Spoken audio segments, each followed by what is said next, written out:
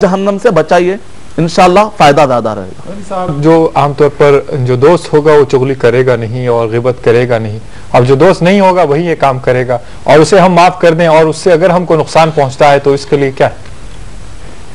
इसी वजह से मैंने कहा कि माफ कर देंगे अगर आप और उस आदमी को छोड़ देंगे उसी बुराई में तो उसके नुकसान फैलते रहेंगे, तो उसके बजाय आप माफ तो कर दें, यकीन बहुत अच्छा। हमें भी तो नुकसान पहुंचा सकता है वो जिसने चुगली की है। बिल्कुल, तो आप उस तक पहुंचे और उसके बाद उसको आप नसीहत करें, अल्लाह का खौफ दिलाएं। तो इस तरीके से माफी के जरिए से भी आपने सवाब कमाया, नसीहत के जरिए से भी आपने सवाब कमाया। और एक शक्ल यह है कि जब अगर आप देखें कि एक आदमी उसके बावजूद नहीं रुकता तो फिर आखिरी एक्शन लेना ही पड़ेगा। जो भी शक्ल हो सकती है, जो कानून आपको इजाजत देता है वो रास्ता आप अपना सकते हैं। जी शुक्रिया मदनी साहब। नाजरीन, आइए और एक SMS को शामिल करते हैं प्रोग्राम में। लिखते हैं MS बेग, वरंगल, आंध्र प्रदेश से, अगर जाने अनजाने में किसी की गीबत हो जाए तो इसकी क्या सजा बताई गई है? वालेकुम अस्सलाम वरहमतुल्लाहि वबरकातुहू। जाने अनजाने में गीबत हो चुकी है तो उसकी क्या सजा बतलाई गई है? तो जाहिर बात है, एक आदमी को अगर मालूम नहीं था तो अल्लाह सुब्हानहू व तआला, उसका मामला अल्लाह के हवाले, अल्लाह सुब्हानहू व तआला इंशाअल्लाह माफ कर सकते हैं। वाकई अगर वो शख्स नहीं जानता था, लेकिन एक मरतबा ऐसा भी सवाल हो सकता है कि बात चीजें हैं जिसको आप ये नहीं कह सकते। मिसाल के तौर पे अगर कोई आदमी जहर खा ले और कहे कि मैंने अनजाने में जहर खा लिया है, तो ऐसे वक्त पर जहर को तो कुछ मालूम नहीं है, जहर को बस ये मालूम है कि जहर जैसे ही पेट में जाए बस नुकसान पहुंचाएगा। तो बात चीजें होती है अनजाने में भी नुकसान पहुंचाती है, तो उसका मामला अल्लाह के हवाले है। उसको चाहिए कि तौबा करना चाहिए और जो सजा बतलाई गई है मैंने आपको सजा बतला दी है। और एक भी हदीस जो खास तौर से उन लोगों के लिए है जो कहते हैं हम तो गीबत नहीं करते लेकिन गीबत सुनते हैं। बाद लोग गीबत सुनने की आदत होती है, औरतों में बहुत ज्यादा ये आदत होती है, मर्दों में भी ये आयतें सरायत करती है।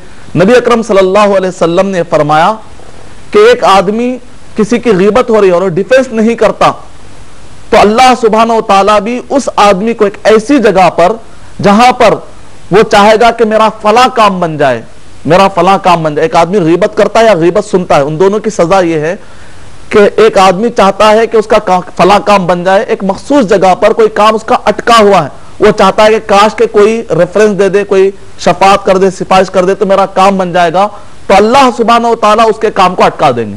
जो गीबत करता है उसकी सजा ये तबरानी में रिवायत है जिसकी सनद बिल्कुल ऑथेंटिक है। और एक आदमी गीबत नहीं करता और इसी तरीके से गीबत करने वाले का साथ भी नहीं देता। जहां की गीबत हो रही फौरन कहता है गीबत छोड़ो, ये गंदी आदत है, मैं इसका साथ नहीं दे सकता। तो उसकी फजीलत बताई कि जहां कहीं भी उसका काम अटका हुआ रहेगा तो अल्लाह सुब्हानहू व तआला उस अटके हुए काम को अल्लाह सुब्हानहू व तआला आसानी करेंगे, नतीजे में उसकी रुकावटें खत्म हो जाएंगी। इतनी बड़ी फजीलत है गीबत का साथ ना देने की। तो इस तरीके से जो अनजाने में जाने तौर पर गीबत हो चुकी हो, तौबा करे और नए सिरे से लाइफ शुरू करे, अच्छी लाइफ, साले मुआशरा, मोहब्बत वाला मुआशरा। शुक्रिया मदनी साहब। नाज़रीन, आइए और एक कॉलर को शामिल करते हैं प्रोग्राम में। हेलो अस्सलाम वालेकुम। जी वालेकुम अस्सलाम मोहतरम। जी मैं सैयद अरशद यमनी रायचूर से बात कर रहा हूँ, अंदरून किले से। जी मोहतरम, क्या सवाल है आपका? हाँ हजरत, हम तो जिंदा लोगों के लिए आजकल गीबत करते हैं जी, और आजकल लोग तो जो मरहूम मैन रहते हैं, जो मर गए होते हैं, जी जी, तो उनके बारे में गीबत करते हैं। उनके लिए अगर कर दी भी हो तो उनके लिए माफी का जरिया क्या है? अच्छा जी, बहुत शुक्रिया भाई, आपने हमें कॉल किया। साहब भाई ने जो सवाल किया है, जो जिंदा लोगों की तो गीबत हो ही जाती है लेकिन मरहूमीन के ताल्लुक से भी लोग गैर गलत कहते हैं और उसकी माफी का जरिया क्या हो सकता है? वालेकुम अस्सलाम वरहमतुल्लाहि वबरकातुहू। भाई के सवाल में एक और भी सवाल मैं ऐड कर देता हूँ। बाल लोग ये समझते हैं कि काफिर की गीबत करना जायज है और इसी तरीके से बाल लोग ये समझते हैं कि जो आदमी मर चुका है उसकी भी गीबत कर लेते हैं, ये अक्सर होता है।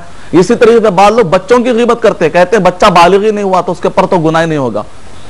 तो अल्लाह सुब्हानहू व तआला ने कुरान मजीद में इरशाद फरमाते हुए कहा, सूरह बकरा सूरह नंबर 2 के आयत नंबर 130 का मुताला कीजिए अगर आप, तिलका उम्मतुन कद खलत लहा मा कसबत वलकुम मा कसबतुम। वो कौम है जो गुजर चुकी है, उनके जाती बुराइयां ऐब बयान करने का आपको नुकसान कुछ फायदा होने वाला नहीं। वलकुम मा कसबतुम, ये सोचो कि तुम क्या कर रहे हो। एक छन्नी जो होती है जहां से आटा छाना जाता है, उसके अंदर बहुत सारे सुराख होते हैं, लेकिन अगर वो ये कहे सुई को देखकर कि ऐ सुई तेरे अंदर सुराख है, तो अब सुई पलटा कर कहेगी कि खुद अपने आप को देख ले, तेरे पास तो सुराख ही सुराख है। तो लोग दूसरों का तिनका देखते हैं और उनको अपना शहतीर नजर नहीं आता। एक आदमी अगर अपने बारे में सोचेगा तो देखेगा कि बहुत सारी ऐसी चीजें जो उसको खुद अभी इस्लाह करनी बाकी है। तो लिहाजा लोगों को अपनी फिक्र ज्यादा करनी चाहिए। जो जिनका इंतकाल हो चुका हो उनकी बुराई बयान करना बहुत बड़े गुनाह वाली बात है। और यही वजह नबी अकरम सल्लल्लाहु अलैहि वसल्लम ने फरमाया कि जो लोग मर चुके हैं उनकी बुराई बयान मत करो, बल्कि कोशिश करना चाहिए कि जितना हो सके ऐबों पर पर्दा डाला जाए और उसको नसीहत करे आप आहिस्ता से, जो अंदाज होता है, क्योंकि नसीहत है ना कि फजीहत, किसी का मजाक उड़ाना नहीं होता। और रहा एक काफिर की गिबत, अब्दुल्ला बिन वहब रहमतुल्लाह अलैह, जो इमाम मालिक रहमतुल्लाह अलैह के उस्ताद, उनसे पूछा गया कि क्या काफिर की गिबत, उसके जाती ऐबों के बारे में उसकी गिबत करना जायज है? तो कहा क्या काफिर इंसान नहीं होता? क्या काफिर इंसान नहीं होता? फिर उसके बाद उन्होंने कहा, कुरान मजीद की एक आयत कोट करते हैं, वक़ूलू लिन्नासि हुस्ना, ऐ मुसलमानों, ऐ इंसानों, तुम लोगों से अच्छी बात कहो। तो काफिर भी एक इंसान है, लिहाजा उसके भी जात की बुराइयों बयान नहीं करनी चाहिए। और रहा बच्चा, बच्चा अगरचे बालिग नहीं है लेकिन तुम तो बालिग हो, लिहाजा बच्चे की भी गिबत नहीं कर सकते। शुक्रिया मदनी साहब। आइए और एक SMS को प्रोग्राम में शामिल करते हैं। लिखते हैं अजीज सिकंदराबाद से, अगर हम बातचीत के दरमियान किसी की बुराई अगर अहम बातचीत के दरमियान किसी की बुराई बयान हो जाए तो क्या ये गिबत है? जैसे कोई शादी ब्याह का मामला हो या आपसी ताल्लुकात का मामला हो या और कोई लेन देन की बात हो, किसी तरह के सौदे की बात हो, इसमें किसी की बुराई करनी ही पड़ती है और या दर हकीकत वो इंसान में बुराई मौजूद भी होती है, फिर भी हम अगर बात करते हैं तो क्या वो गिबत के जुमरे में आएगी? वालेकुम अस्सलाम व रहमतुल्लाहि व बरकातुहू। जैसा कि मैंने कहा कि गिबत की जायज शक्लें भी है, लेकिन यहां पर जहन में आपको क्लियर रहना चाहिए कि आपस में गुफ्तगू हो रही है और ऐसे वक्त पर उसका जिक्र आते ही उसके ऐबों के बारे में गुफ्तगू हो रही है, जबकि उसका कुछ फायदा नहीं है। ना मकसद यह है कि उसकी इस्लाह करना है, ना मकसद यह है कि किसी को बचाना है उसकी बुराई से, बस मकसद है कि टाइम पास करना है, बस मकसद यह है कि उसका इज्जत गिरा देना, तब तो ये जायज नहीं है। लेकिन अगर मकसद ये है, जरूरत पड़ जाए अगर कि कोई डीलिंग हो रही है, तो ऐसे वक्त पर फला आदमी नहीं भाई, वो आदमी मुनासिब नहीं है हमारे इस डीलिंग के लिए, तो जाहिर बात है तो ऐसे वक्त पर बुराई करते हैं। मकसद आपका क्लियर है ताकि किसी को नुकसान से आप बचाएं, जायज है। इसी तरीके से तारुफ देते हैं आप शादी ब्याह के मौके पर। इसी तरीके से रावियों के बारे में भी कहा कि ज़ईफ है, उनका हाफिजा खराब हो गया था, क्यों? ताकि हदीसों की हिफाजत की जाए। एक बड़े फायदे को हासिल करने के लिए बाज़ औक़ात मखसूस मुतअल्लिक़ जो डिपार्टमेंट होता है या मुतअल्लिक़ जो अफराद होते हैं, जो लोग होते हैं, उन हल्के के लिए, उस हल्के के लिए अगर आप जाकर बुराई कर देते, बताते हैं भाई आदमी से बचो, तब तो फायदा मंद है। लेकिन होता यह है कि लोग सरे बाजार जहां बैठे हर एक के दरमियान, जिससे उसका कुछ ताल्लुक ही नहीं होता, बुराई करते हैं। ये बुराई गीबत वाली है, जिसके अंदर फसाद फैलता है, मुआशरा नफरत के बीज आप मुआशरे में पेरते हैं, ये गलत है।